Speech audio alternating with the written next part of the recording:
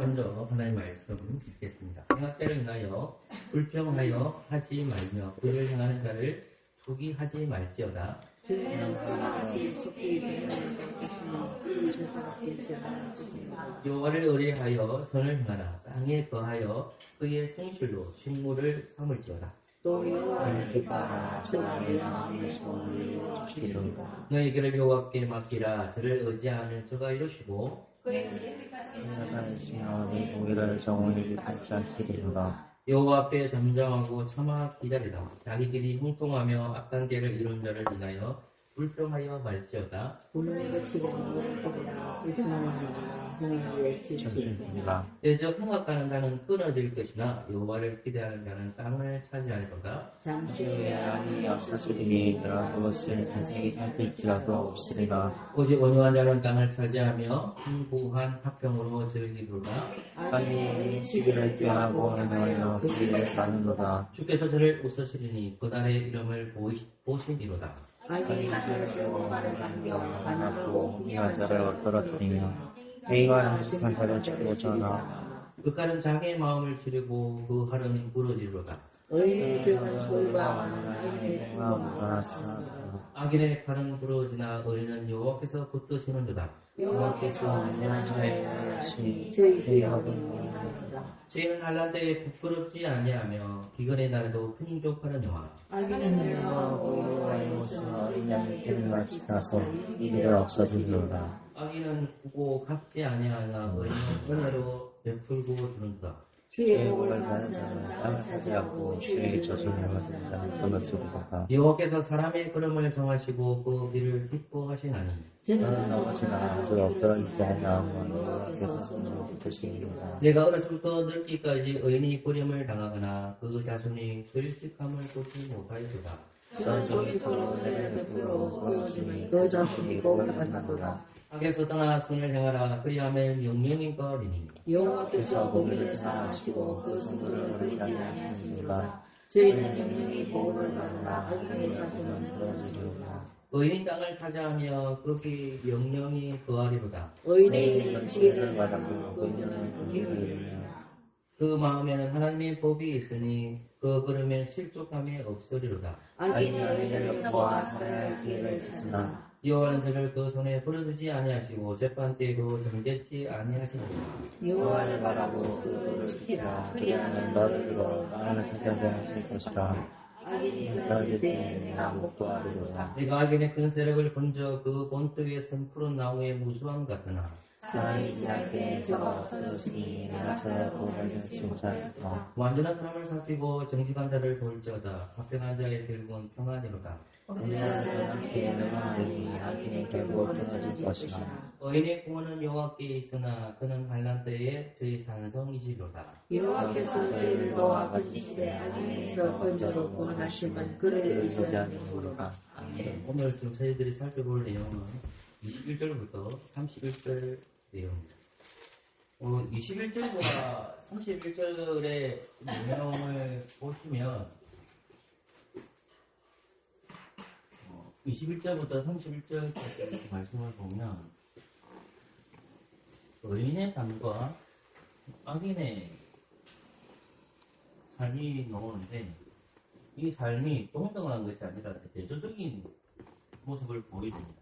그래서 21절과 31절의 말씀을 볼 때 이 의인의 삶과 이 악인의 삶에 있어서 만약에 한 단어를 얘기하라 그러면 21절, 31절 말씀을 볼 때 의인의 삶과 악인의 삶 빨라지는 게 뭐냐면 지금 이 시대를 살아가는 우리에게 바로 적용이 되거든요. 저 여러분이 이 세상을 살아갈 때에 어떻게 살아가느냐 라는 질문을 하잖아요. 세상을 살아갈 때에 많은 사람들이 그 단어를 쓰고 그리스도인들이 저에게도 그 단어를 많이 쓰고 저도 여러분들에게 그 단어를 많이 씁니다. 그리스도인들은 은혜로 살아간다고 말해요. 오늘 본문 말씀에서 보면 은혜라는 말이 약 2번 정도 언급이 될 거예요. 예를 들면 21절에 나옵니까? 맞습니까, 여러분? 21절 말씀을 같이 한번 읽어볼까요? 시작. 악인은 구고 갚지 아니하나 의인은 은혜를 베풀고 주는 자. 26절 말씀을 같이 읽읍시다. 시작. 하나님이 들어 오늘 주니 그 자손이 복을 받는다. 그러니까 의인과 악인에 있을 때 가장 큰 차이점은 뭐라고 할 수 있냐면 의인은 은혜로 살아갑니다. 근데 악인들은 바꿔 말을 하면 은혜의 삶을 살아가지 않죠. 그러면 은혜라는 것은 간단히 설명하면 하나님의 선물입니다. 그러니까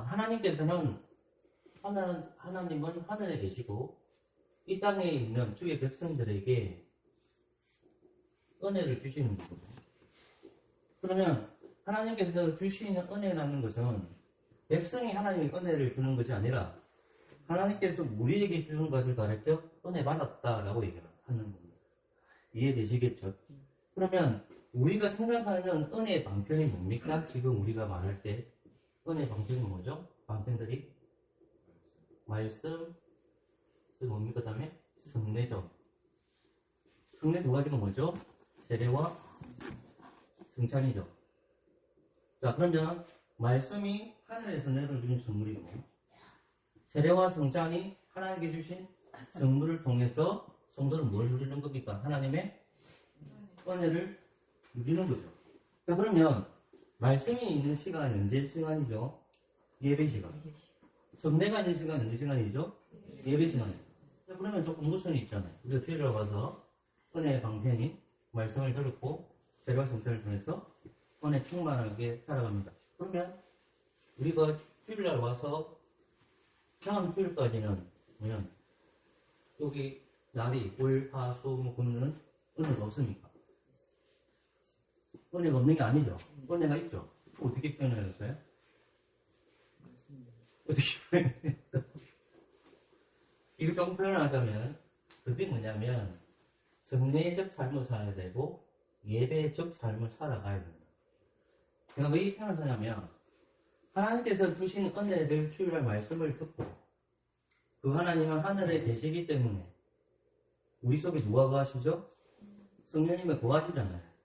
주일날은 성령님이 있고 월화수목 금토까지는 성령님이 안 계십니까? 있죠. 그러니까 주일날 예배를 참석해서 하나님의 은혜를 누렸으니까 그죠? 그 누렸던 말씀을 듣고 여러분들이 어떻게 살아가야 되느냐? 예배적 삶을 살아야 됩니다. 그 예배적 삶이라는 것을 예를 들면 뭐겠어요, 이게요? 여러분 스스로가 뭘 읽는 거예요? 말씀 읽는 거죠. 여러분 스스로가 뭐 하는 거예요? 뭐 합니까, 여러분들이? 일주일 동안 뭐 하시죠? 말씀만 계속 봅니까? 기도도 하잖아요. 이게 중요한 거잖아요. 은혜 감편이잖아요, 그러니까 하나님과의 대화를 하는 거잖아요. 그러니까 예배적 삶을 살아가는 거죠. 성령의 삶은 뭐예요, 그럼? 예배적 삶을 살아 일주일 동안에 성령 안에서 성령의 삶은 뭐예요, 그럼? 뭐죠? 세상 사람들 어떻게 살아야 돼요? 구별되게 살아야 되잖아요. 그게 성례적 삶이에요. 여러분 섞이면 안 돼요. 그러니까 여러분 세상에 들어가지만 세상 사람이 우리에게 섞이는 건 괜찮지만 여러분들이 직장 생활하고 학교 생활할 때에 여러분들은 그리스도인들이기 때문에 그리스도인들은 세상과 달라요. 달라야만 정상인 거예요. 근데 직장에 들어갔는데 이 그리스도인들이 세상과 별반 다르지 않은 거예요. 공무원이 있고 회사 다니는 사람이 있고 학교에 다니는 사람인데 대학교 다니는 사람이 있고 중학교, 고등학교, 초등학교도 있고 아르바이트 하시는 분들이 있잖아요. 그러면 세상 사람들과 내가 달라져야 돼요. 구별되어 있어야 돼요. 구별되어 있죠. 그래서 말을 할 때도 깊이 생각을 많이 해야 돼요. 잘못해서 실수하기 때문에. 그러니까 저도 10대, 20대, 30대 살 때 지금 나이가 저도 50이 됐잖아요. 단어 하나를 잘못 선택하면 오해를 받게 돼요. 그러니까 똑같이 목회자 세상도 이런데 세상에 들어가서 일하시는 분들은 어때요? 그 단어 하나 선택할 때도 구별된 사람이기 때문에 구별된 표현들을 자꾸 써야 돼요. 예를 들면 그러니까 성례적 예배적 삶을 살아가야 돼요. 그러면 똑같이 보시면 구약 시대의 다윗이 지금 의인의 삶과 악인의 삶을 얘기하고 있는데 그들이 의인의 삶은 뭐라고 얘기합니까? 은혜로 살아가고 지금 은혜를 안 살아가는데 조금 읽었던 부분이 은혜가 두 분에 나오는데 21절 보세요. 은혜가 미안하구나. 이거 들고 가야 됩니다. 21절 한번 같이 해볼까요? 시작. 하나님은 꼭 없지 않으면 주는구나. 아멘. 보세요. 여기 악인이 나오잖아요. 제가 오늘 얘기했듯이 여기 보면 악인이 이스라엘 안에 있습니까? 바깥에 있습니까? 안에 있습니까? 어디 있다고요? 안에. 있다 있죠. 그러면 이 악인이 이전에는 잘 보시면 이 악인이 보세요. 이 구절 잘 악인은 꾹 갖지 않았댔죠. 근데 뒷구절은 우리가 뭐예요? 은혜를 베풀고 주는도다 됐잖아요. 자 보세요. 의인은 은혜를 어떻게 베풀고 준다 됐잖아요. 근데 이거는 반대가 돼 있는 거죠. 그러면 이 악인들은 원래 의인은 있었을까요? 없었을까요? 잘 생각해 보세요. 원래는 의인이었을까요? 아니었을까요? 양반들? 원래는 의인일 가능성이 많죠. 근데 왜 악인이 되죠? 제가 이 사람들이 누구라 했습니까? 대표적인 예로 사울과 그의 무리잖아요. 또 누굽니까? 내가 나왔던 게 압살롬과 그의 무리잖아요. 그럼 압살롬과 사울은 원래 하나님의 의인 안에 있었을까요? 없었을까요? 있었죠. 하나님 예정 작전들 다 빼주세요. 그러니까 공짜로지니까. 자, 저는 사울을 본다고 했죠. 그러면 사울과 그의 무리가 원래는 하나님의 백성으로 부르심을 받았죠. 그죠? 그러면 이 백성들이 누구의 은혜를 생각해야 돼요? 하나님의 은혜를 잊어버리면 됩니까? 안 됩니까? 안 되죠. 근데 자기가 원하지 않는 자가 하나님으로부터 기름 부음을 받은 그 사람이 누구예요? 그게 다른 거 아니에요? 다윗이잖아요. 다윗. 그러니까 도저히 이 사람을 하나님께서 세우신 메시아로 인정하기 싫은 거예요. 그죠? 그러니까 인정하기 싫으니까 그들이 어떻게 되는 겁니까? 악인이 되는 거죠. 이해됐어요? 인정하기 싫으니까 악인이 되는 거예요? 그러면 하나님, 그 다윗이 뭐라고 지금 얘기하고 있냐면 시편 37편에서 이 악인들은 하나님의 은혜를 갚는다, 갚지 않는다? 갚지 않는다는 거. 생각해보세요. 여러분들이 예수님은 의인이죠? 근데 예수님은 의인으로 죽었습니까? 악인으로 죽었습니까? 자, 헷갈리죠? 어떻게 생각할게요? 예수님은 의인으로 죽었습니까? 죄인으로 죽었습니까? 죄인으로 죽었잖아요. 악인으로 죽었잖아요.